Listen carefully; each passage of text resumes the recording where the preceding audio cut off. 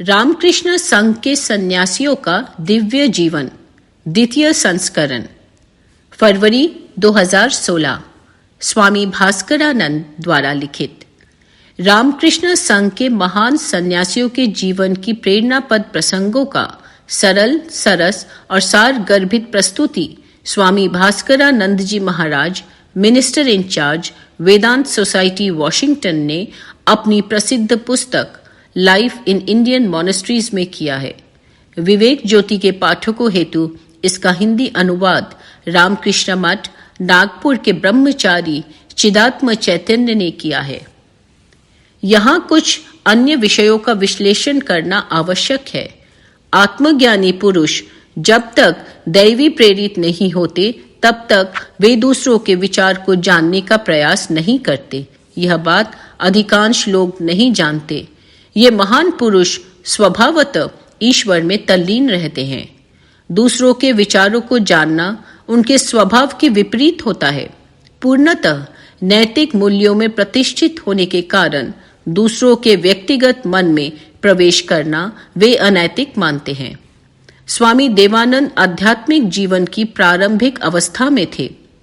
वे ब्रह्मज्ञ पुरुष स्वामी तुरायानंद जी के व्यवहार को नहीं समझ सके और उन्होंने यह समझ लिया कि स्वामी तुरायानंद जी ने उनके मन की सारी बातें जान ली है, लेकिन यह उनकी भूल थी। इसके अतिरिक्त कोई सोचकर आश्चर्यचकित हो सकता है कि सेवक महाराज की शिकायत करने से स्वामी तुरायानंद जी जैसे महान सन्यासी ने स्वामी देवानंद के बारे में प्रतिकूल धारणा क्यों बना ली। स्वामी तुरायानंद जी इस घटना के बारे में स्वामी देवानंद से पूछ सकते थे कि क्या हुआ और इस प्रकार भ्रम को दूर किया जा सकता था।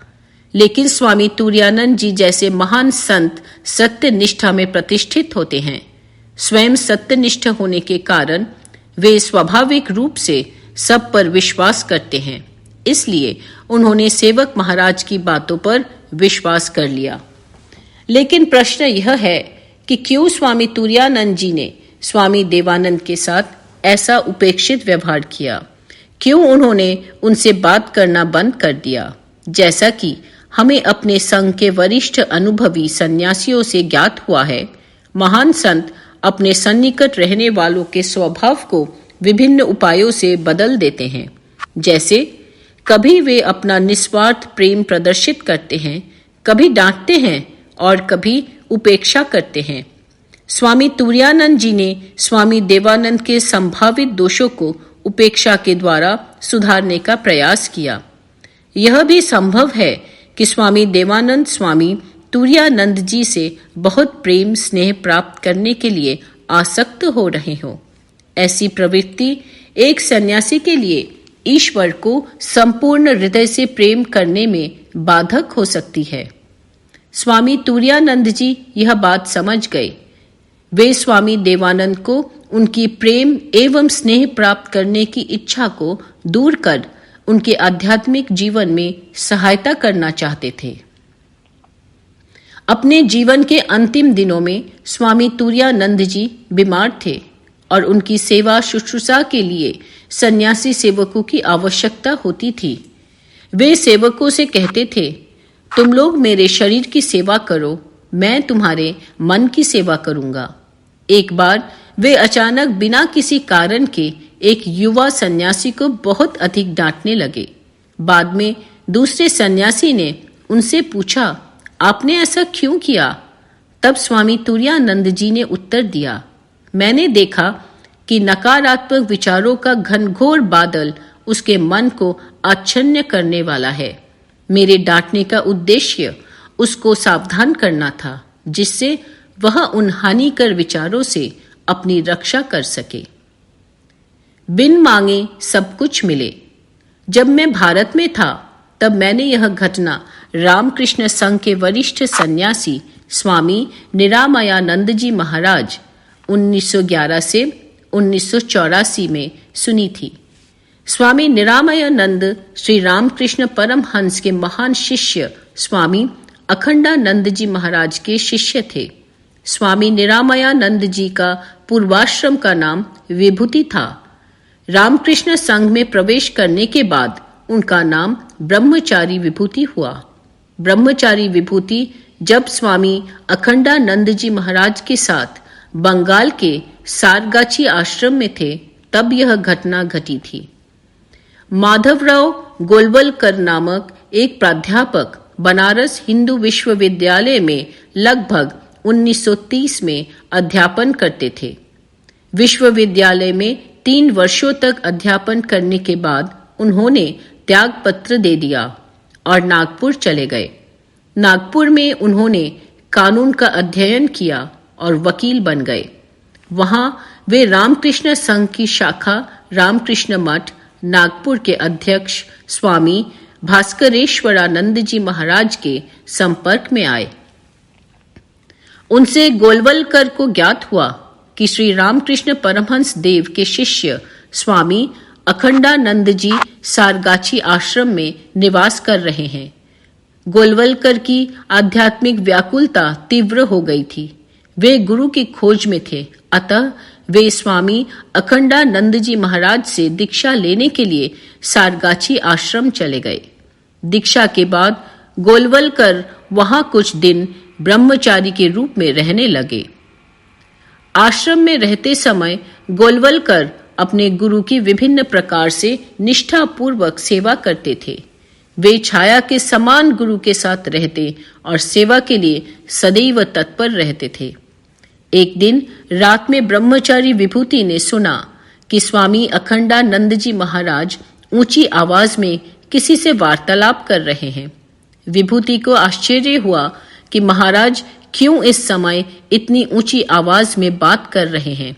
जानने की उत्सुकता से वह महाराज के दरवाजे के पास आया और उसने एक आश्चर्यजनक दृश्य को देखा। दरवाजा खुला था और कमरे में लालटेन जल रही थी। स्वामी अखंडानंद जी महाराज अपने बिस्तर पर बैठे हुए थे और गोलवलकर उनके सामने फर्श पर घुटने टेक कर प्रणाम करते हुए निवेदन कर रहे थे। स्वामी अखंडानंद जी महाराज गोलवलकर को आशीर्वाद दे रहे थे। विभूति ने सुना कि अखंडानंद जी महाराज गोलवलकर से कह रहे हैं, तुमको ब्रह्म ज्ञान होगा। कुछ दिनों बाद गोलवलकर अपने गुरु से अनुमति लेकर सारगाछी आश्रम से चले गए। परवर्ती काल में गोलवलकर भारत में एक प्रसिद्ध आदर्शवादी युवा संघ के नेता के रूप में विख्यात हुए। स्वामी अखंडानंद जी महाराज ने गोलवलकर को जैसा आशीर्वाद दिया था वैसा विभूति को कभी नहीं दिया। यह सोचकर वह बहुत दुखी हो गया। विभूति ने सोचा कि उसमें बहुत अधिक आध्यात्मिकता की संभावना नहीं है, इसलिए वह अपने गुरु के आशीर्वाद योग्य नहीं है। जैसे जैसे दिन बीतते गए विभूति की निराशा बढ़ती गई। एक दिन स्वामी अखंडानंद जी ने विभूति से कहा, मैं शौचालय जा रहा हूं, एक बाल्टी जल ले आओ। आने के बाद मैं अपना पैर धोऊंगा। शौचालय आश्रम के आवासीय भवन से दूर था। वह स्थान निर्जन में वृक्षों से घिरा हुआ था। विभूति ने वैसा ही किया। वह जल लेकर गुरु के पीछे चल रहा था। स्वामी अखंडानंद जी शौचालय के पास पहुंचे, लेकिन अंदर नहीं गए। वे पीछे मुड़े और उन्होंने विभूति से कहा, विभूति, जो जिस वस्तु की प्रार्थना करता है वह उसे अवश्य प्राप्त करता है, लेकिन जो व्यक्ति कुछ भी नहीं मांगता वह उससे भी अधिक प्राप्त करता है। ऐसा कहकर महाराज अपने कमरे की ओर वापस चले गए। विभूति समझ गया कि यद्यपि उसने अपने गुरु को इस विषय में कुछ नहीं बताया, यद्यपि वे उसके दुख का कारण जान गए। वह यह भी समझ गया कि आध्यात्मिक जीवन में आशीर्वाद मांगना भी एक स्वार्थ ही है। जो पूर्ण रूप से निस्वार्थ है, जो किसी वस्तु की मांग नहीं करते, वे ही आध्यात्मिक जीवन में सर्वोच्च वस्तु प्राप्त करते हैं। संतों का अपने शरीर के साथ तादात्म्य नहीं रहता। एक बार रामकृष्ण मठ मिशन के सध्याध्यक्ष स्वामी शिवानंद जी महाराज अस्वस्थ थे। एक भक्त ने उनसे पूछा, महाराज, आप कैसे हैं? स्वामी शिवानंद जी ने उत्तर दिया, मेरा शरीर ठीक नहीं है, लेकिन मैं स्वस्थ हूं। स्वामी शिवानंद जी के शिष्य स्वामी पावनानंद ने मुझे शिवानंद जी के बारे में यह घटना बताई थी, जिसमें यही भाव और अधिक रूप से व्यक्त हुआ है। स्वामी शिवानंद जी की अस्थमा रोग अचानक बढ़ गया है। वे शय्याग्रस्त हो गए। उनका दर्शन करने के लिए स्वामी पावनानंद एक दिन बेलूर मठ आए। वे शिवानंद जी महाराज के कमरे में गए और उनको प्रणाम करने के बाद चुपचाप फर्श पर बैठ गए। वे अपने गुरुदेव के तीव्र कष्ट को देखकर बहुत ही दुखी हुए। स्वामी शिवानंद जी महाराज बहुत ही कष्ट से सांस ले रहे थे और लगातार खांस रहे थे। सांस लेने में कष्ट होने के कारण उनका गौर मुखमंडल लाल हो गया था। स्वामी पावनानंद ने मन में यह दुविधा चल रही थी, मेरे गुरु ब्रह्मज्ञ पुरुष हैं और इस युग के अवतार भगवान श्री रामकृष्ण परमहंस देव के शिष्य भी हैं, तब वे क्यों इतना कष्ट भोग रहे हैं। जैसे ही उनके मन में यह विचार आया, वैसे ही स्वामी शिवानंद जी महाराज तेजोमय मुखमंडल के साथ बिस्तर पर बैठ गए तथा स्मित हास्य पूर्वक शिष्य की ओर देखने लगे। उनके चेहरे से दुख के सारे लक्षण अदृश्य हो गए। स्वामी पावनानंद यह अद्भुत भावांतर देखकर विस्मित हो गए। उन्हें अनुभव हुआ कि स्वामी शिवानंद जी किसी भी क्षण अपने मन को शरीर से अलग कर सकते हैं। वे शरीर में रहते हुए भी उससे पूर्ण रूप से मुक्त थे, क्योंकि वे जीवन मुक्त पुरुष शारीरिक बंधनों से मुक्त थे।